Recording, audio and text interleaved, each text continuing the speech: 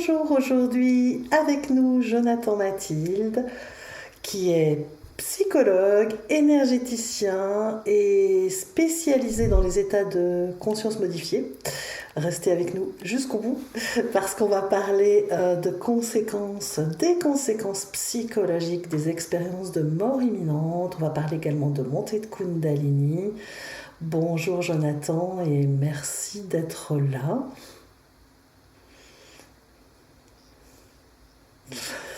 Déjà, peut-être pour commencer, qu'est-ce qui t'a amené à étudier les EMI? Grande question. C'est vrai que c'est pas si commun chez les psychologues. Euh, alors, à la base, moi, je suis pas quelqu'un qui croit, enfin, qui croyait à ce domaine des expériences de mort imminente, ou de la spiritualité transcendantale. Mm. Moi, ce qui m'a mené vers ça, c'était une expérience spirituelle que j'ai vécue il y a quelques années en 2009, qu'on appelle un éveil de Kundalini. Et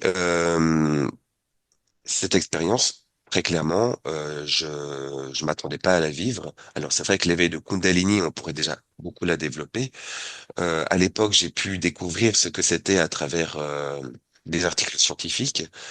Et puis petit à petit, je me suis rendu compte que ces éveils de Kundalini, ils étaient aussi en lien avec des expériences de mort imminente. Ils pouvaient être en lien parce que le fait de vivre des expériences de mort imminente peut mener à vivre aussi des éveils de Kundalini. Mais tout comme aussi, les éveils de Kundalini peuvent aussi mener à vivre des composantes de l'expérience de mort imminente. Donc, tout naturellement, je me suis aussi dirigé vers le domaine des expériences de mort imminente. Pourquoi aussi? Parce que en 2000, peut-être vers 2013 par là, moi j'étais à l'université de Genève en psychologie. Je devais faire à l'époque un travail de recherche scientifique sur le thème, soit que je voulais, soit qu'on m'imposait. Et puis, ben voilà, j'étais vraiment extrêmement intéressé par développer, travailler psychologiquement sur un travail en lien avec les éveils de Kundalini. Mais à cette époque, j'ai vu que la littérature scientifique était relativement pauvre dans ce domaine, enfin qu'il n'y avait rien, mais elle était très pauvre. Donc, j'avais pas des bases solides pour proposer ce sujet à des professeurs. Mais par contre, j'ai vu là, et là c'était extrêmement intéressant pour moi de le découvrir, le domaine des expériences de mort imminente était déjà très bien fourni. Là, on était en 2013.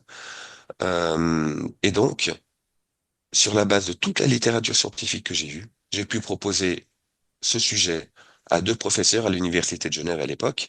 J'ai pu les convaincre que c'était un sujet sérieux. J'ai dû les convaincre que j'étais pragmatique, scientifique pour vraiment aborder ce sujet, passer les commissions d'éthique, etc. Ils m'ont fait confiance. Je leur en remercie. Et c'est sur cette base que j'ai pu commencer cette recherche que j'avais fait à l'époque dans un laboratoire à l'Uni de Genève. Donc c'était vraiment, le but c'était de voir les conséquences psychologiques des expériences de mort imminente sur l'anxiété et sur la peur de la mort. Mm. Euh, et puis, comme tu le sais, toi et moi, Audrey, c'est ce qu'on s'est connus là-bas. On s'est connus à Isnoé, franchement, qui est à 300 mètres, à 300 mètres de l'université de Genève, Mm. de l'endroit où j'étudiais. Et Mm. donc, c'était l'endroit idéal où je pouvais demander, trouver des participants qui veuillent Mm. bien participer à mon étude. Et voilà, c'est comme ça que ça a commencé. Oui, c'est comme ça qu'on s'est rencontrés, effectivement, Et c'est comme ça qu'on s'est avec, rencontrés, ouais. donc, avec toute la batterie de tests à passer à cette université de Genève, je me suis portée comme cobaye. Voilà, voilà. Voilà. Est-ce que tu peux nous donner finalement les états enfin, les résultats de cette étude sur l'anxiété, la peur de la mort? Qu'est-ce que ça a donné? Alors, moi, mon but, c'était dans ma recherche scientifique qui reste dans le lieu de l'université de Genève, archivée là-bas. Ça n'a malheureusement pas une publication dans les revues scientifiques. Bon, bah, tant pis, c'est pas si grave non plus. Moi, mon but, c'était vraiment de prouver que les expériences de mort imminente diminuent l'anxiété et la peur de la mort, mais avec des résultats qu'on peut dire pas subjectifs, mais biologiques ou Mm. quantitatifs. Bref, c'était des pour pas biaiser, voilà, pour pas que le résultat soit biaisé, les gens ils se disent ah mais non c'est dans sa tête. Mais moi mon but c'était de plutôt voir des indices clairs, mesurables, Et puis, donc j'ai pu leur faire passer faire passer ces tests à tous ces participants dans un laboratoire à l'Uni de Genève, leur faire passer toute une batterie de tests différentes. Je vais pas forcément l'expliquer maintenant. Mm.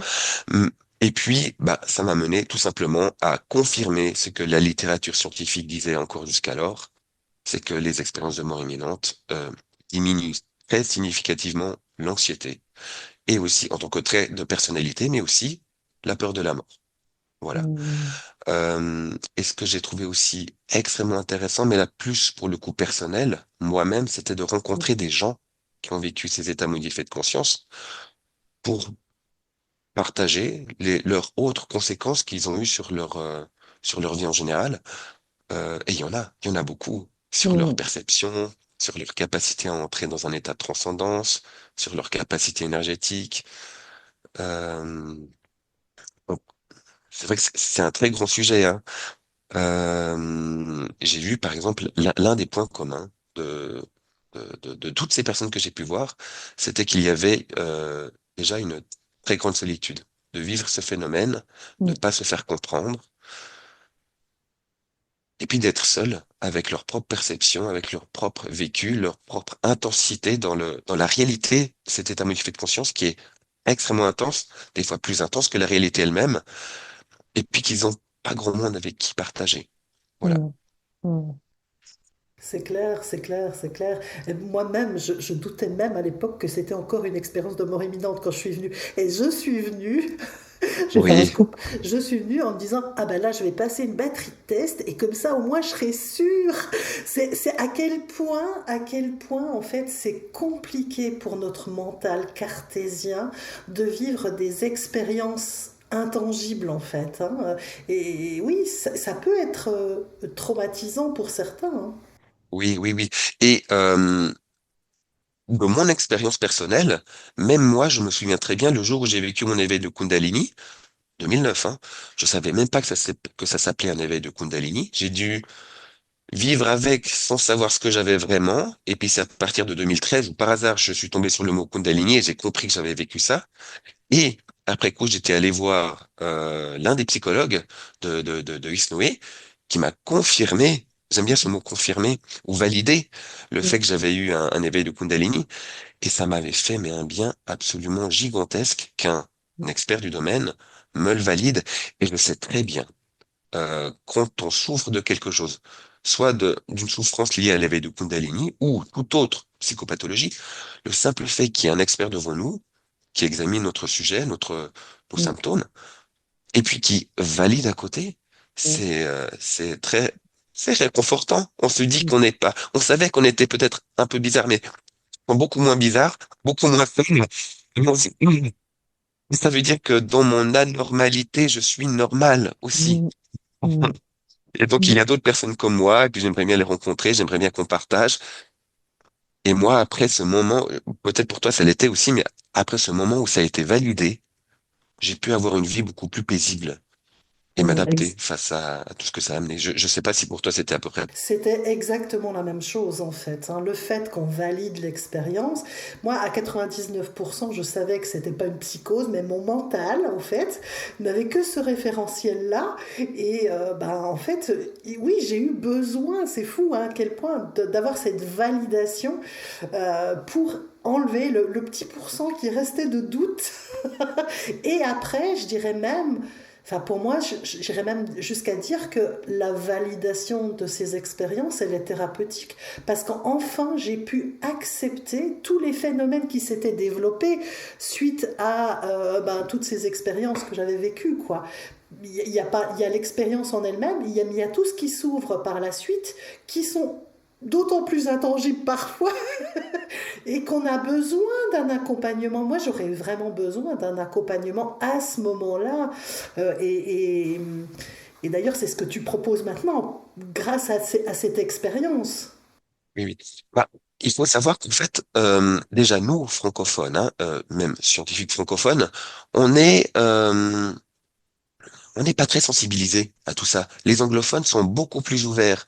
Aux États-Unis, en Angleterre, les articles scientifiques dans ce domaine, ben, ils foisonnent de plus en plus. On en parle plus ouvertement. Ils sont mm, plus ouverts à la dimension spirituelle, les anglophones.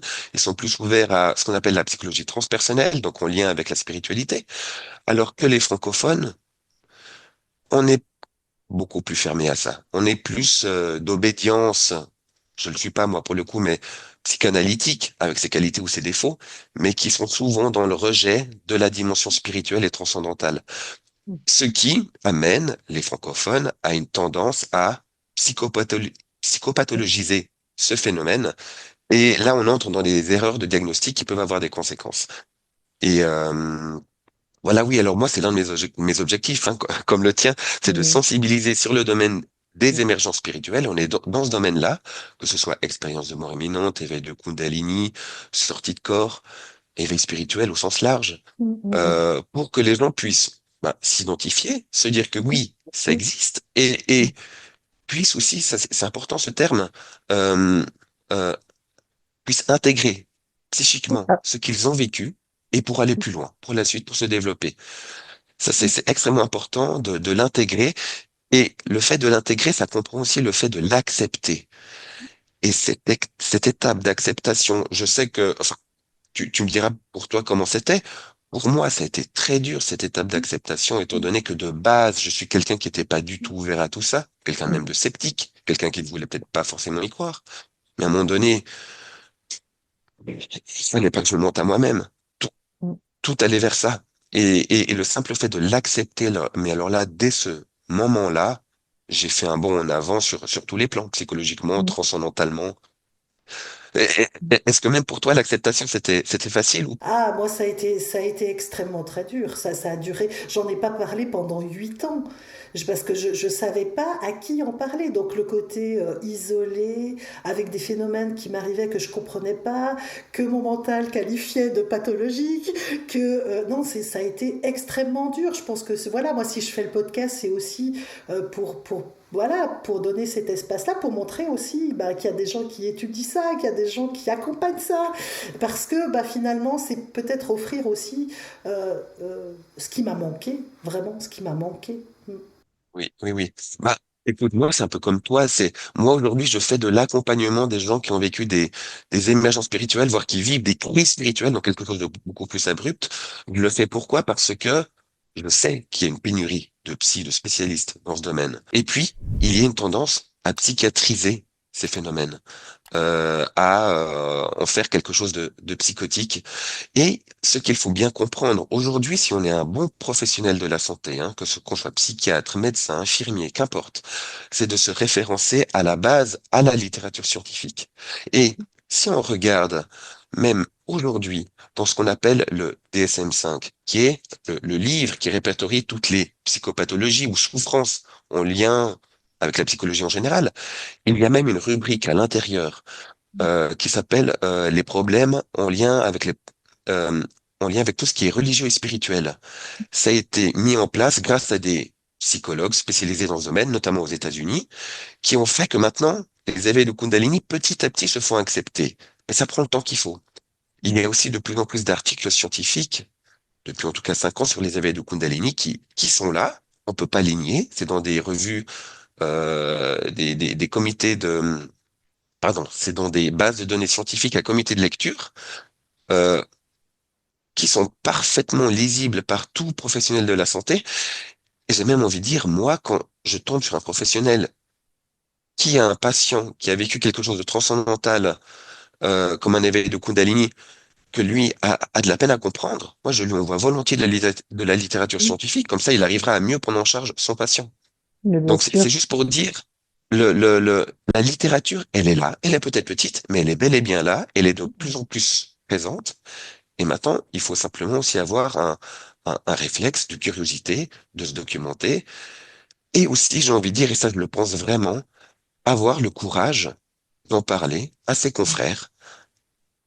Ça, c'est pas gagné, hein. C'est encore loin d'être gagné. Mm. Parce que je connais bien le monde de la psychologie. La moitié des psys, ça ne leur parlera pas. Voire ils vont trouver ça comme quelque chose de psychotique.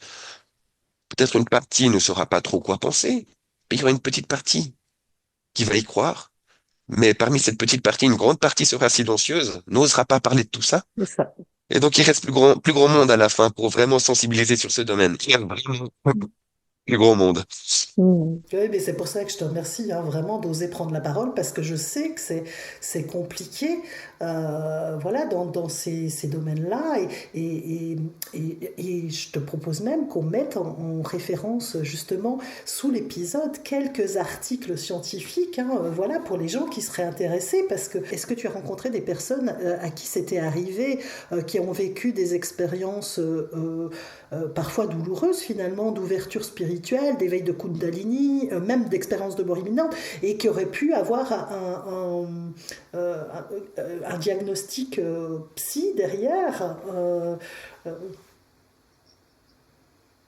Qui ont reçu des médicaments suite à leur éveil, euh, qui et qui ont reçu même des médicaments sur le long terme, à qui on avait donné un diagnostic de troubles psychotiques et qui ne l'était pas. Et donc du coup, il faut bien se dire qu'ils se sont auto-suggérés et suggérés qu'ils avaient un trouble psychotique, et ça aide encore pas, Ah parce oui. que il y a une tendance quand on vit des éveils de Kundalini, de de faire que ce que l'on pense devient beaucoup plus réel quelque part. Et ces gens, s'ils croient qu'ils sont psychotiques, ils vont beaucoup plus développer, on va dire, des symptômes psychotiques, devenir plus, par Mm. exemple, désorganisés, devenir plus irritables si on les contredit, ou voilà. Donc, c'est important dès le départ de bien différencier qu'est-ce qui est pathologique, qu'est-ce qui est non pathologique. Mais sincèrement, entre nous, je pense que cette sensibilisation, euh, elle prendra du temps. Elle prendra beaucoup de temps, mais je vais te dire aussi pourquoi. Là, je te parle des éveils de Kundalini, mais si on prend comme exemple les expériences de mort imminente, je pense que l'étude qui a mis en avant les expériences de mort imminente, vraiment au niveau scientifique et qui a fait que ça a été un domaine validé et qu'on n'a plus pris ce phénomène comme quelque chose de Mm. psychopathologique. C'était Mm. l'étude de Pin von Lommel en 2000 ou 2001, donc Mm. ça fait 25 ans. Ça fait 25 ans que cette étude, elle est là.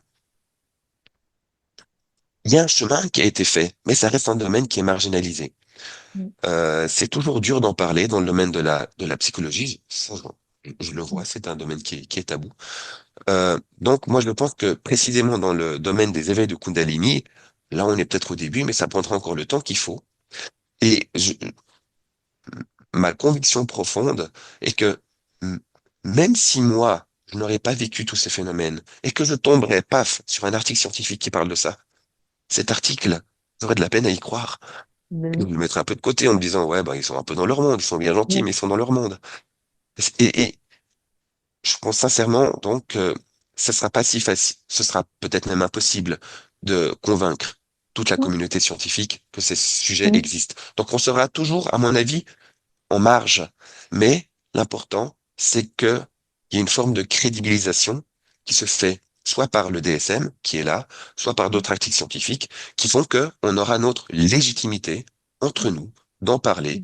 Il y aura aussi cette légitimité de la part du patient de se dire, ah, mais ça existe, il y a des articles scientifiques, je vais l'envoyer à mon médecin ou mon psychiatre pour peut-être voir s'il faut changer de diagnostic.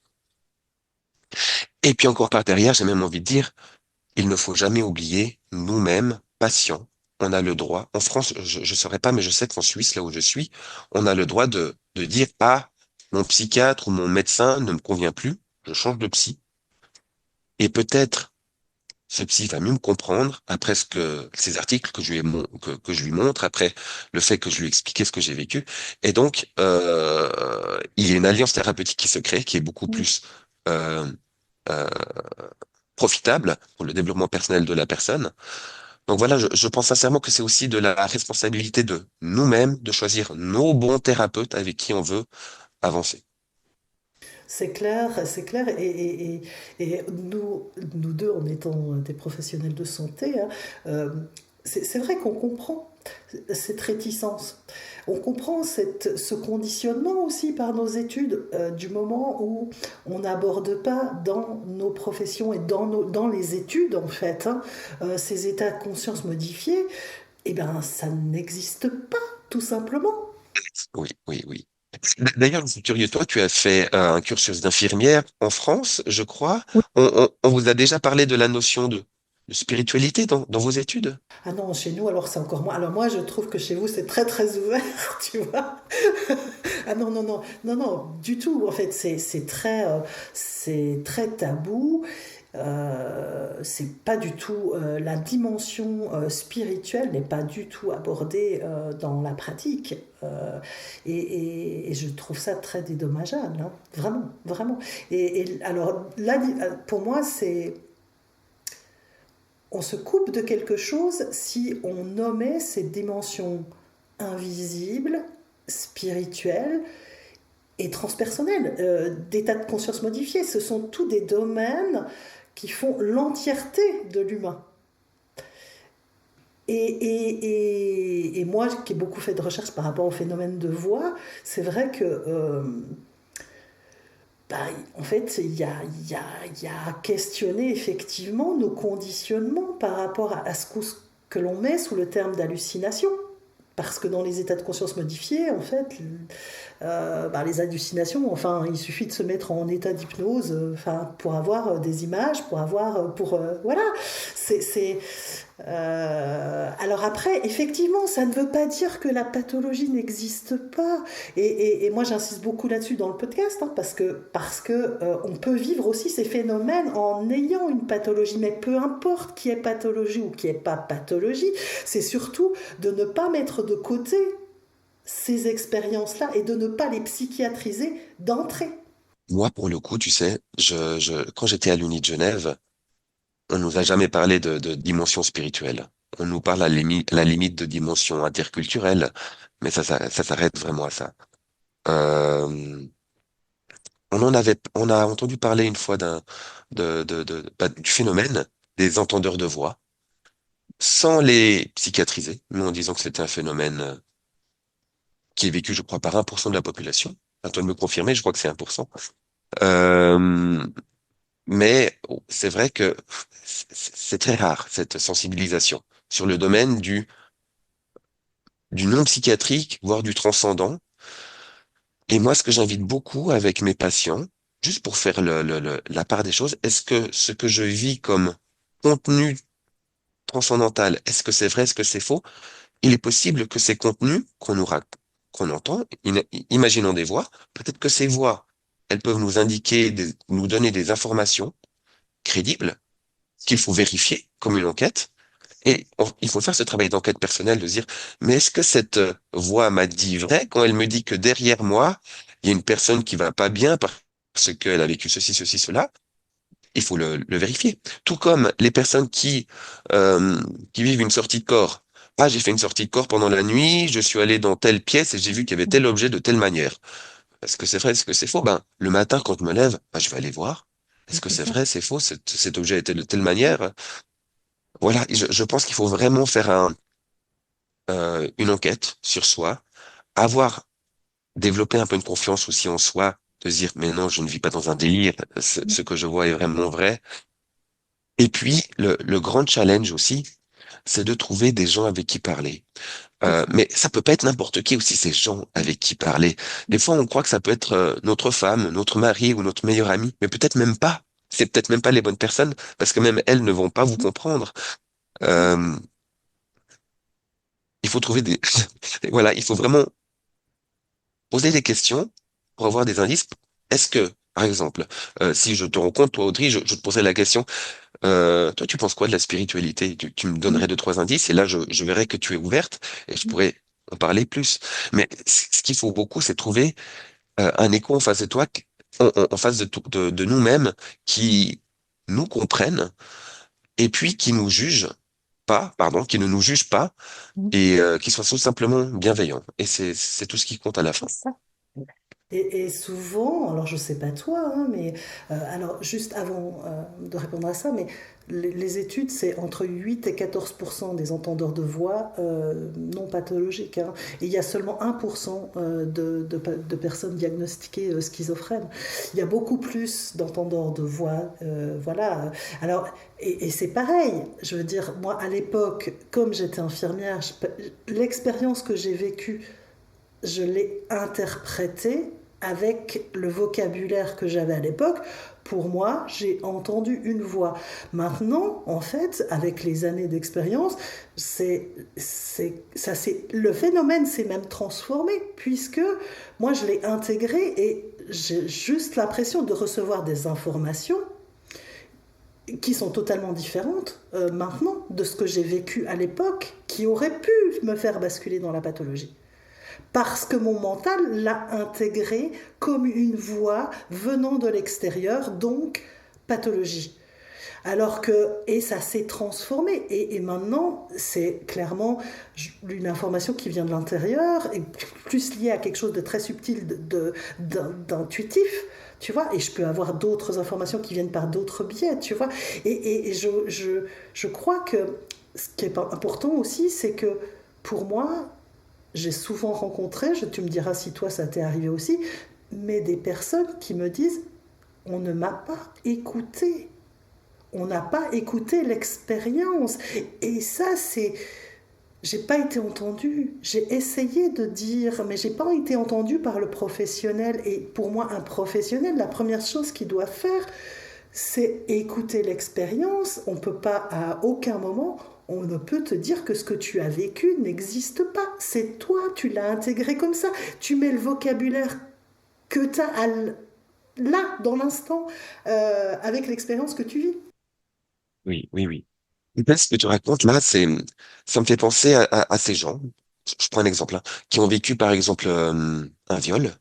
Mhm. Ils sont traumatisés par Oui. l'expérience. Ils vont voir des Mhm. policiers pour porter plainte.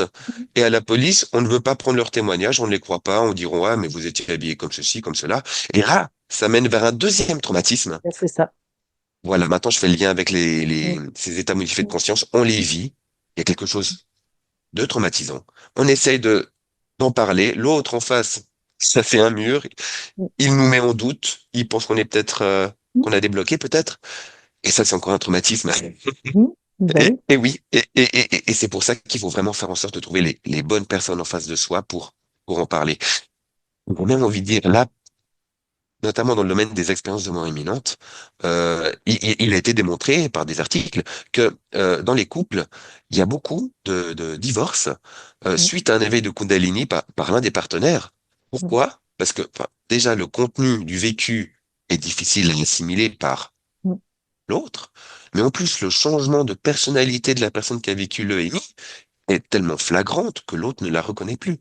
Oui. Donc, à la fois, il y a le récit, et à la fois, il y a encore le changement de personnalité abrupt, et à la fin, l'un l'autre, ils ne se reconnaissent plus, ils sont plus sur le même parallèle, et puis ils ne sont plus ensemble. Hein.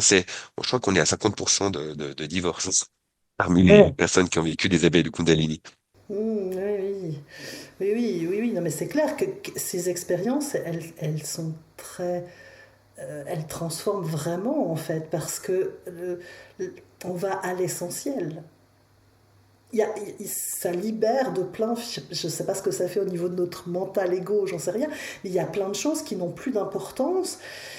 Et effectivement, ça peut être compliqué dans le quotidien. Effectivement, ouais, ouais. C'est tout un cheminement.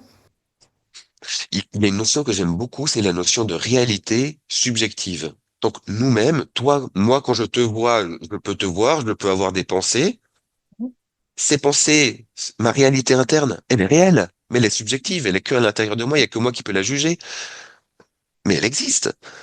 Donc voilà, c'est la même chose pour les émergences spirituelles, les expériences de mort imminente, les éveils de Kundalini. Il y a quelque chose que seul moi a vécu, seul moi ressent ce qui est là, même si c'est transcendantal, mais ça en reste une réalité pour autant, que personne ne peut nier. Et au contraire, si l'autre commence à le nier, surtout s'il est psychiatre, et ça fait très très mal. Ça, c'est très dur.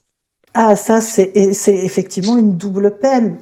Moi, je me rappelle premières fois où j'ai parlé à des professionnels de santé et que tu vois le regard de la personne en face de toi qui change. Et qu'en plus, t'as l'information, elle est en train de me prendre pour quelqu'un de cinglé, tu vois. En fait, là, t'as le double et tu te dis, mais c'est juste incroyable. Donc, il faut que je commence à prouver que je suis, c'est ce que tu disais tout à l'heure. J'ai dû convaincre mes professeurs pour faire ton master sur les EMI. Ouais, J'ai dû les convaincre que ça avait de la matière et que scientifiquement, on pouvait aussi aller là-dedans. oui, Et oui, c'est vrai que c'est compliqué, hein, c'est une double oui, peine oui. parce que le psy, il a une autorité sur ta santé mentale. Oui, traditionnellement, c'est la référence.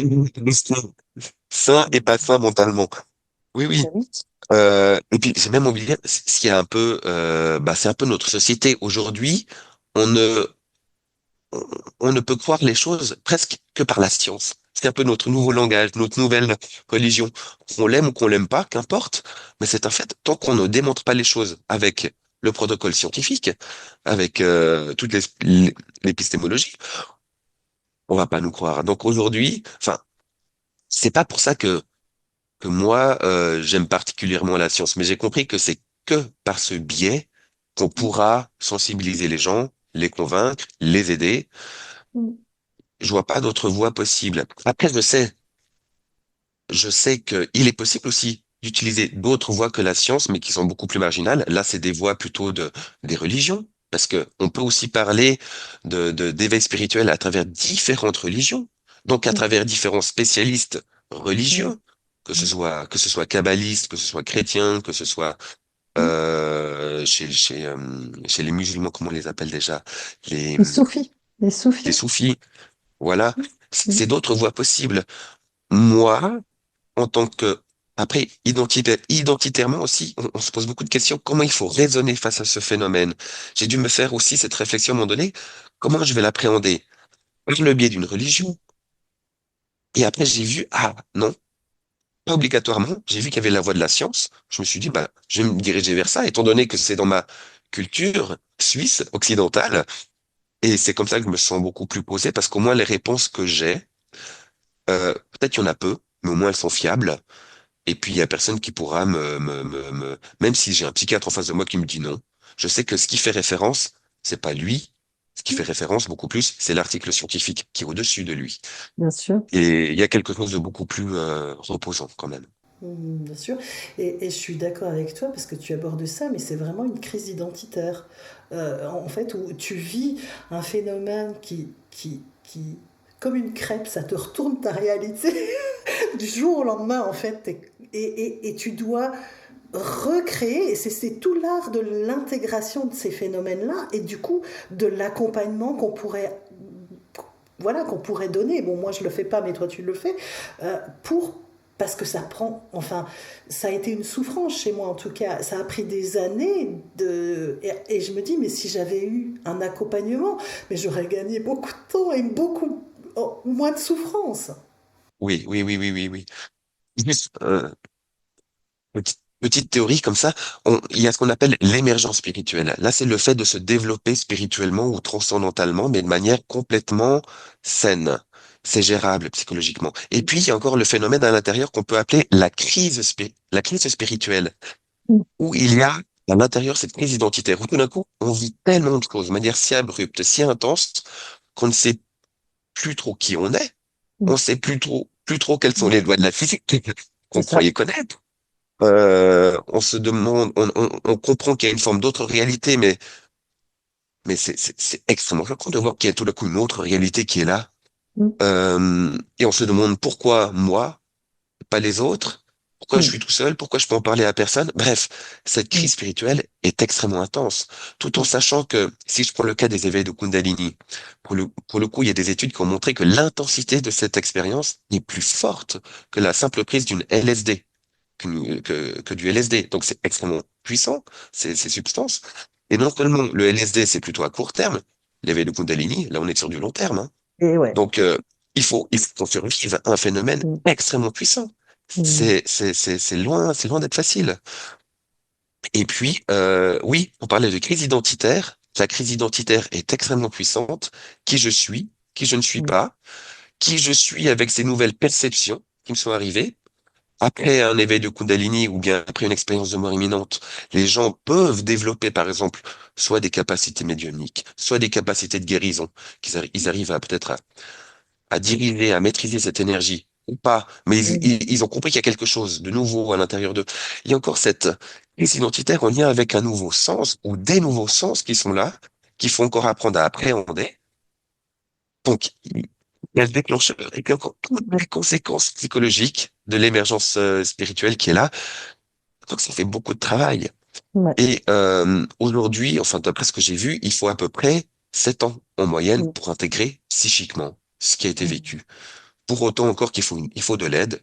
Plus on a de l'aide tôt, plus on mm, arrive à intégrer rapidement ce qui a été vécu.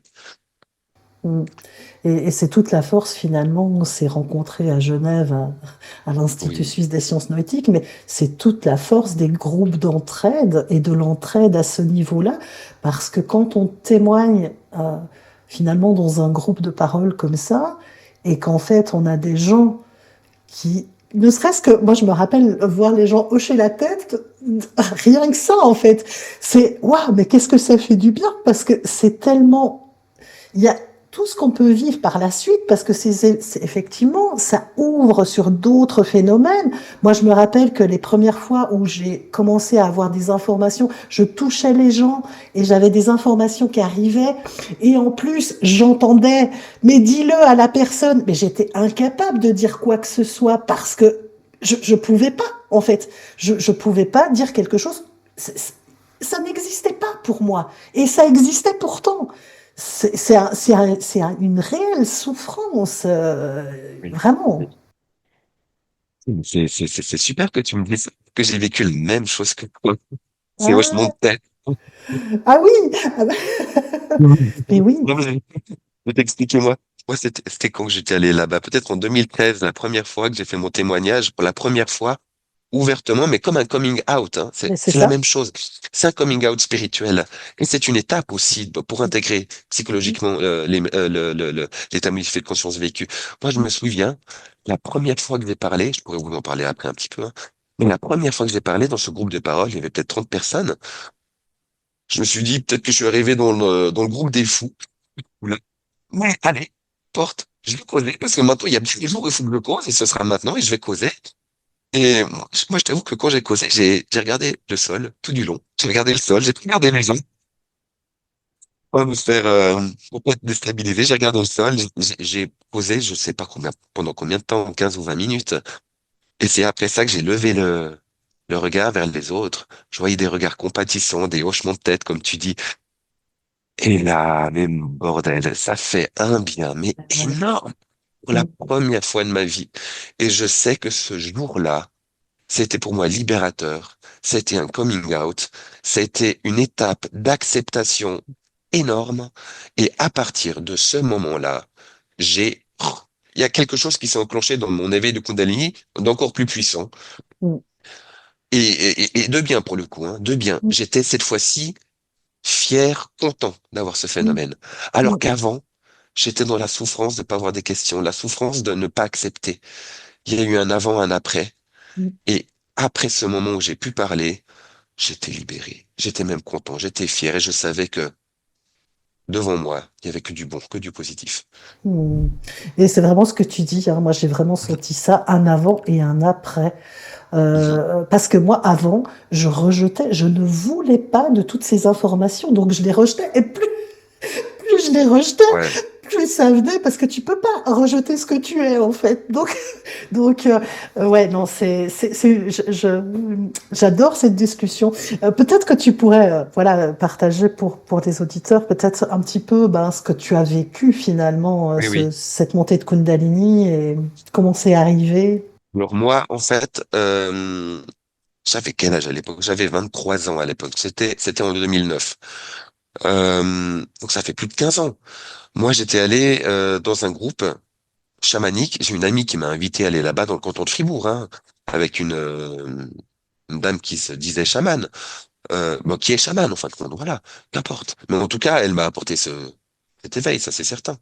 Et puis, cette dame, elle nous invitait, voilà, à nous coucher, à faire une expérience chamanique. Donc on était couchés, on était une quinzaine de personnes, et elle nous avait fait écouter plein de sons différents avec des bols tibétains, des petites cloches, j'arrive pas à dire tous ces noms d'instruments, hein, mais il y avait dans cette salle, il y avait un gong qui était là.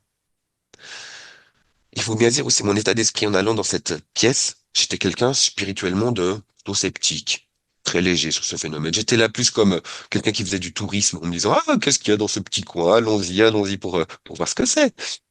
Pas du tout moqueur, mais juste curiosité pure et dure. Alors, voilà, ces petits instruments à percussion, quand j'étais couché sur le dos, ça m'a rien fait de particulier. Mais dès l'instant où cette dame, elle a tapé dans le gong, dès cet instant, ça m'a statifié le corps, mais de manière instantanée. Et là, en très peu de temps, en moins d'une seconde, je me suis dit, bordel, là, il se passe quelque chose que je ne maîtrise pas, qui me dépasse complètement. Je savais que j'étais en face de quelque chose d'important. Je touchais quelque chose de transcendant pour la première fois de ma vie, et je me suis posé très vite la question, mais est-ce que je dois avoir peur ou pas? Et je me suis dit, bon, je vais pas avoir peur. Je vais vivre le phénomène à 100%. Quoi qu'il arrive, on verra ce que ça amène.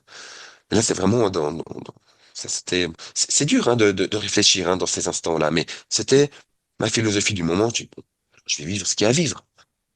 Et puis, euh, j'étais satisfait. J'ai pas essayé de bouger ma main, mes bras, mais j'ai compris que c'était rigide. J'arrivais pas.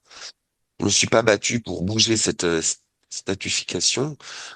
J'ai laissé faire. Et puis, à un moment donné, je sentais vers le bas de ma colonne vertébrale, en dessous de mon bassin, comme si mon bassin se surélevait lentement mais sûrement. Puis je me suis dit, mais oula, je me suis couché sur quelque chose, sur une bosse. C'est étrange. Et puis ça me fait lever le bassin. Puis après, je comprends que non, mais il n'y a pas de bosse en fait. Mon bassin, il se lève tout seul. Il se lève petit à petit tout seul. Et à un autre moment, je commence à sentir que c'est ma respiration que j'arrive plus à contrôler. Elle devenait plus lente, plus profonde. Ok, j'ai compris que le phénomène il prenait de l'ampleur. Donc j'ai continué de laisser faire le truc. J'étais vraiment comme quelque part un pantin, mais j'ai envie de dire un pantin consentant. Mhm. Un pantin C'est qui ça. acceptait le phénomène. Mhm. Euh, et, et voilà, il y avait cette force qui montait au niveau central, au niveau corporel, qui montait vers le milieu du ventre, vers, vers le cœur, qui montait, et c'est même monté, et plus ça montait, plus mon corps se courbait, et à un moment donné, ça montait vers mes cervicales.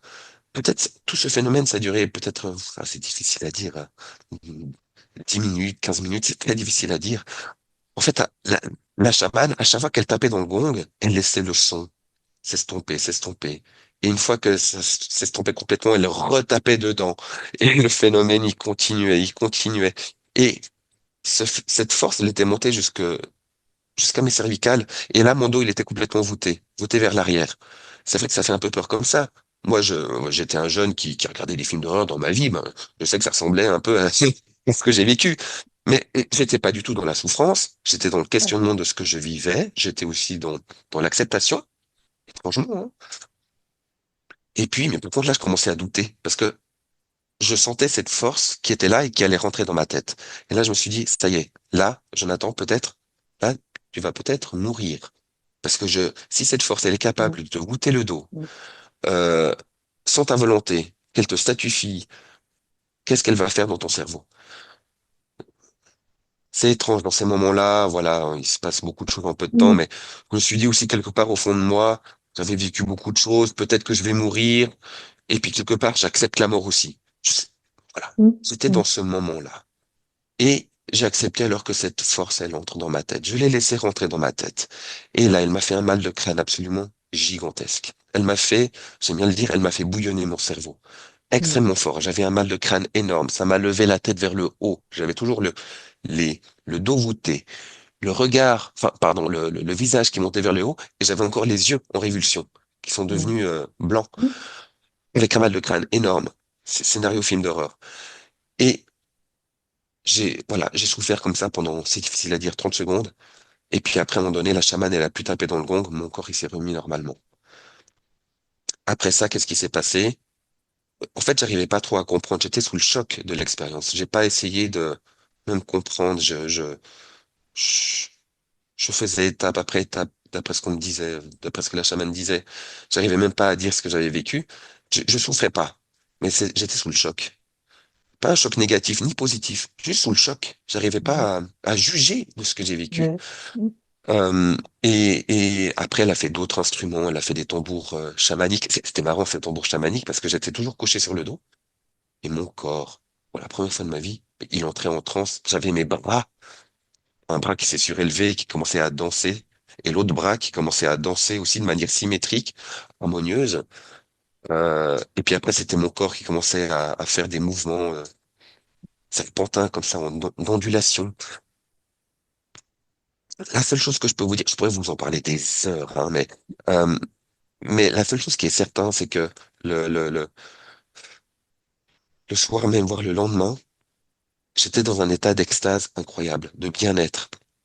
Aussi bizarre que ça puisse l'être, cette expérience ultra intense que j'ai vécue corporellement, ça m'a libéré quelque chose, ça m'a fait du bien. J'étais même dans un état d'extase pendant 24 heures après. C'est un peu comme si j'étais amoureux de tout.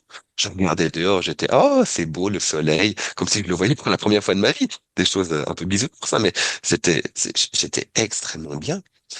Et ce qui était très perturbant aussi, c'était que je me souviens peut-être 2 ou 3 soirs après, c'est difficile à dire, je me suis recouché dans mon lit, seul chez moi.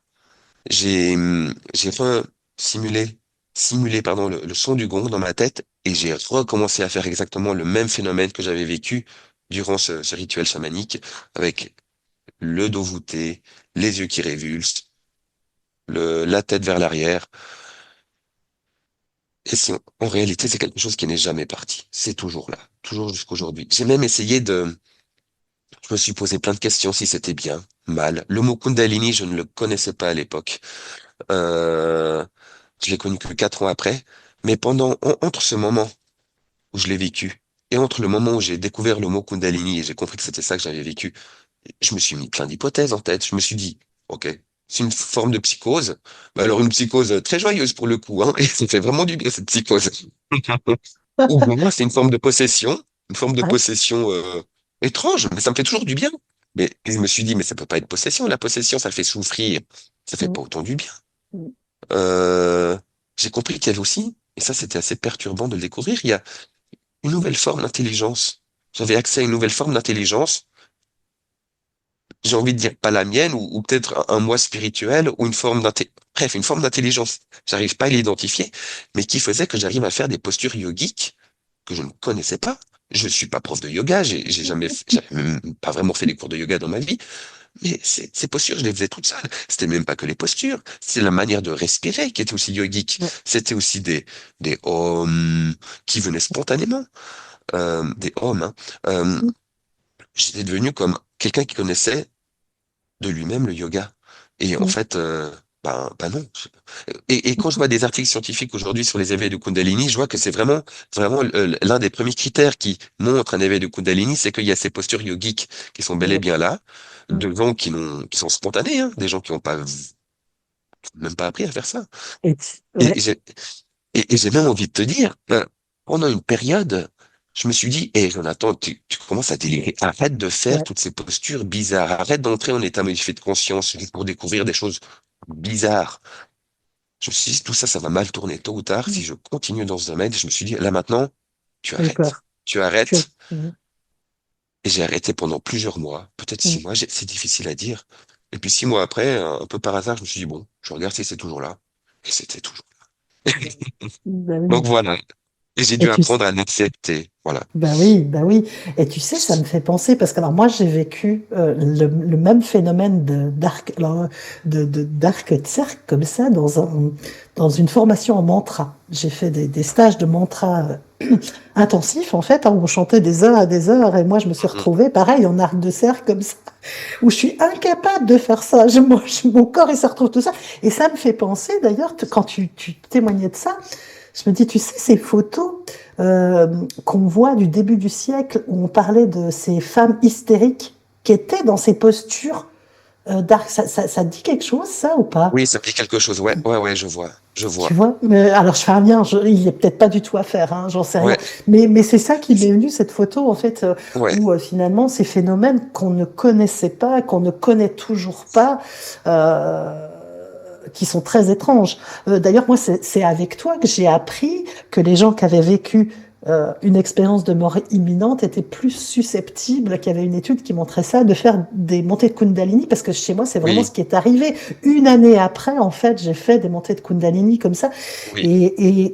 Et je sais pas chez toi, mais chez moi, c'était très thérapeutique. C'est vraiment, ces montées d'énergie, elles sont vraiment venues guérir des Ah oui, souffrances qui oui. étaient très profondes. Oui, oui, oui. Quelque chose, c'est comme si ça guérit quelque chose dans notre soi intérieur ou notre âme, s'il faut utiliser des mots religieux. Mais il y a Mm, quelque chose d'extrêmement intense, profond, que mm. ça guérit. Et tant mieux. Tant mieux. Moi, j'en Oui, suis oui, bien oui. content. Et je ne sais pas si c'est le cas pour toi, mais moi, je sais que depuis que j'ai vécu ce phénomène, mon anxiété est relativement basse. Ben oui. J'ai peur de pas grand-chose. Mm, mm, Je, ce que les gens peuvent penser de moi, à la limite, mais ça me dépasse. J'ai d'autres priorités de ce qu'on pense de moi. C'est, mm, tant que je suis bien avec ce que je fais, c'est OK. Et mm, tant que je suis crédible, tant que je reste, tant que je parle de tous mes sujets de manière pro, scientifique, etc. Ce mm, qu'on pense de moi, franchement, c'est pas le but. Moi, ce qui compte vraiment, c'est de vivre ma vie à 100%, comme je le souhaite, de la diriger, de faire ce qui me plaît et d'être soi, mm, le plus soi possible. mm. Mais c'est ça. C'est ça, et c'est là qu'on voit cette dimension spirituelle en fait, hein. Ça réveille cette dimension spirituelle. Pour moi, il y a l'humain et il y a l'être. Tu vois, et c'est deux dimensions qui sont profondément ensemble. On ne peut pas mettre que l'humain d'un côté et l'être de l'autre. On est cette globalité-là. Et ça réveille justement cette globalité. Et finalement, cette globalité dans tout. Je dirais dans tout ce qui nous entoure. Ça vient de notre intérieur, mais après, ça se propage à l'extérieur. Et du coup, notre vision, c'est pour ça que notre réalité aussi, elle est en fait, on voit beaucoup plus de choses. En fait, je ne sais pas si c'est la conscience qui s'ouvre ou j'en sais rien, mais il y a d'autres choses qui se présentent qui n'étaient pas là avant. Oui, oui, oui, oui, oui. Tu sais, moi, j'aime bien utiliser un parallèle. Je vais l'expliquer. Euh, la crise d'adolescence. On est d'accord qu'entre l'enfance et l'âge adulte, il y a l'adolescence, Mm. ou il y a des crises d'adolescence. Ouais. OK? C'est pas une maladie, c'est simplement des crises existentielles, momentanées. Dans le domaine spirituel, éveil de Kundalini, expérience de Ouais. mort imminente, c'est du pareil au même. Mm. C'est le côté non transcendantal au côté plus transcendantal. Entre-temps, il y a un développement où Mm. il peut y avoir justement des crises spirituelles. Bien sûr. Et donc, ce n'est pas des maladies, mais c'est simplement des moments de souffrance, mais qui vont se stabiliser. Donc voilà, c'est juste pour expliquer que et c'est un moment aussi, une fois qu'on a atteint enfin, qu'on a fait ce passage, on devient plus conscient des choses. Bien On sûr. voit la réalité d'une autre manière. Mm. Je sais que ma réalité maintenant est différente que quand j'étais enfant. Bien Mais sûr. comme je sais que ma réalité après l'éveil du Kundalini euh, cette réalité est différente d'avant cet éveil. Mm. Donc voilà, c'est quelque chose qui ouvre, qui apporte beaucoup d'assurance, une assurance naturelle. Mm. La peur de la mort, par exemple. Mm. Moi, j'ai pas vécu d'expérience de mort imminente, mais j'ai le simple fait de comprendre au plus profond de mon inconscient qu'il y a aussi la vie transcendantale qui existe. Mm. Il y a quelque chose au fond de moi qui me dit, Mm. ça va continuer après ma mort. Je ne sais pas comment, mais ça va continuer. Donc et voilà, c'est comme si ça enlève quelque chose de très douloureux et puis ça nous amène beaucoup de paix. Oui, c'est vrai que je pense qu'une des des peurs les plus fondamentales, c'est la peur de la mort en fait, hein. Et quand tu enlèves finalement, quand tu ouvres, bah, finalement ce que font les religions, etc. Finalement, il y a aussi cette dimension qui peut y avoir dans certaines religions, mais là en fait, c'est pas une croyance, c'est une expérience. Et effectivement, de vivre l'expérience. Les expérienceurs, en fait, ils n'ont pas besoin qu'on leur prouve quoi que ce soit. Ils savent, ils l'ont vécu. Mhm. Oui, oui, oui, oui. Il y a même une étude extrêmement intéressante qui montrait que la réalité subjective de l'expérience de mort imminente est plus réelle que la réalité elle-même. C'est pour ça que des gens qui ont vécu leur expérience de mort imminente il y a 30 ans, ils peuvent la redécrire comme si c'était hier et dire que c'était plus réel que la réalité Bien actuelle sûr, elle-même. Et en gros, c'est comme si nous-mêmes, êtres humains, on, on, on peut essayer de se souvenir de notre dernier rêve. Mais ce rêve, c'était une autre réalité. C'est quelque chose voire d'inférieur. Mais c'est la même chose pour les expériences de mort imminente. La réalité est plus réelle là-bas derrière. bien sûr, Ça, c'est bien sûr. perturbant ensuite, hein, de C'est revenir clair. entre guillemets dans notre corps et de vivre quelque chose d'un peu flou, pas tout à fait vrai, parce qu'ils savent, ils sont conscients que la réalité de l'autre côté est bien plus réelle. C'est très perturbant quand même. C'est clair, c'est pour ça il y a besoin d'intégration et d'accompagnement dans l'intégration. Parce Mhm. que si tu le fais tout seul ou accompagné par d'autres qui sont pas ouverts à ça, finalement le chemin se fait quand même, mais ça prend beaucoup, beaucoup plus de temps. Et surtout, pour moi, je pense que ça peut faire basculer dans la pathologie. À force de se Oui, poser trop de questions, à force oui, tu vois, si ta société dans laquelle tu vis, euh, ne reconnaît pas ces expériences et qu'en plus la dimension spirituelle, euh, je ne vais pas dire est absente, mais en tout cas est beaucoup moins présente que dans certains autres pays où ça a une importance qui est fondamentale. La culture plus le fait de ne pas avoir ces dimensions, plus le fait de ne pas connaître ces phénomènes, plus ne rien ah comprendre à oui, ce qui t'arrive après, il y a de quoi basculer dans la pathologie. ah oui, complètement, complètement. Non, mais Je suis- c'est une évidence, quoi. Bon, Jonathan, je vois le temps qui tourne. Oui. On va être obligé de refaire un autre épisode parce qu'on a abordé euh, qu'une infime partie des choses de ce que je. Non, mais j'aimerais vraiment dans un autre épisode qu'on aborde parce que du coup, toi, tu utilises ces dimensions énergétiques, tu accompagnes, hein, voilà, avec ces soins énergétiques. Et ouais, si tu es d'accord, une prochaine fois, on continuera cette belle discussion. Et est-ce que tu as envie là, peut-être, ben, de conclure, d'ajouter quelque chose? Qu'est-ce que je pourrais dire pour conclure? Moi, j'ai envie de dire, là, j'ai envie de m'adresser en tout premier à ceux qui ont vécu, voilà, ces états modifiés de conscience, se dire qu'ils ne sont pas seuls. Il faut chercher des gens comme vous pour partager, mais chercher des gens qui sont bien, hein, pas des gens qui vont vous mener vers des sectes ou abuser de vous, hein. Euh, et puis, il faut pas en parler à tout le monde. Il faut pas en parler à tout le monde. Il faut vraiment choisir les gens avec qui on en parle. Et puis se taire, peut-être. Savoir se taire, ça compte aussi. Parce qu'après, le fait de trop en parler, notamment au travail ou à des gens à qui il faut pas, ça peut nous amener des soucis. Donc, peut-être aussi savoir ne pas trop en parler à ceux qu'il faut pas. Il y a quoi encore de très important? Euh, Dites-vous bien aussi que ce que vous avez vécu, ça peut être, c'est censé à la fin vous faire beaucoup de bien. Mais il y a un travail à faire sur soi-même, un minimum, pour faire en sorte qu'à la fin, ces états modifiés de conscience vécus, ils deviennent un plus, mais un plus puissance, plus, quoi. Quelque chose de conséquent. Et puis, il faut, voilà, faire un petit travail sur soi, d'acceptation, d'intégration psychologique, de partage, sans se psychopathologiser. Voilà. Merci beaucoup, merci. Je te remercie vraiment profondément. J'ai adoré, vraiment. Oui. Merci beaucoup aussi, aussi à toi, Audrey, de sensibiliser sur ce domaine, de m'inviter pour en parler, parce que je pense que ça vaut la peine. Et puis, petit à petit, voilà, la sensibilisation va se faire. Son Mhm. rythme, je pense pas qu'elle sera non plus, à son rythme. Voilà, tout simplement. Oui, c'est ça, c'est ça. Mais de toute façon, Ouais, ouais. il y a peu. Voilà, on est là où on doit être. Voilà, tout Voilà. simplement. Et puis, ça, Mhm. ce qui se fait, et voilà. Mhm. Merci beaucoup. Mais de